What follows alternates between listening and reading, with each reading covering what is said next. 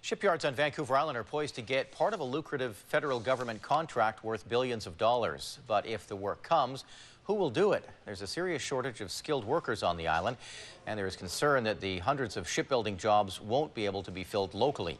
A News Mid-Island Bureau Chief Jonathan Bartlett has the story.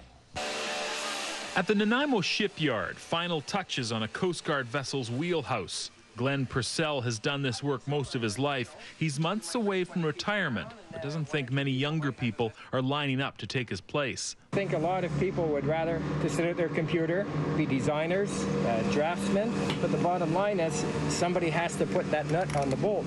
Most of the workers here are over the age of 50. The industry in general has a severe skill shortage. We had the drain into Alberta, and you're also seeing amongst the youth they don't find the trades interesting, and I think that we need to do a better job as an industry. This and other shipyards on the West Coast have seen better days. Infrastructure upgrades are badly needed. Contracts as well as jobs have dried up over the years. But that could all change. A federal government contract worth billions of dollars could mean hundreds of jobs here and in Port Alberni.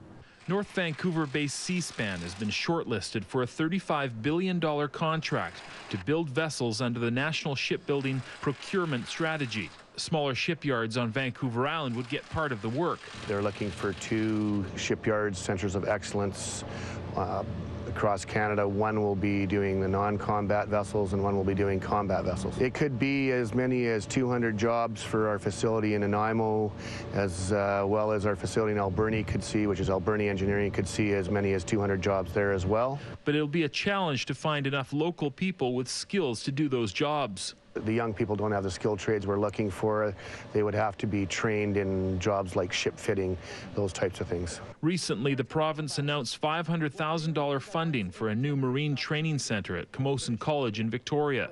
But Nanaimo's NDP MLA says more should be done, and more should have been done. The announcement the Premier made of $550,000 to help train workers is a drop in the bucket compared to what would have occurred if the government had insisted that BC Ferries build their most recently acquired vessels in British Columbia.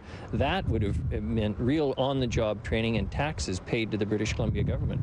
But help could be on the way in the form of tax incentives, similar to the BC film as well as the oil and gas industry. It's required. If you look at the other places where they're looking at building these ships and the other contenders for this bid, they are helping their shipyards out enormously. In Nanaimo, Jonathan Bartlett, A News.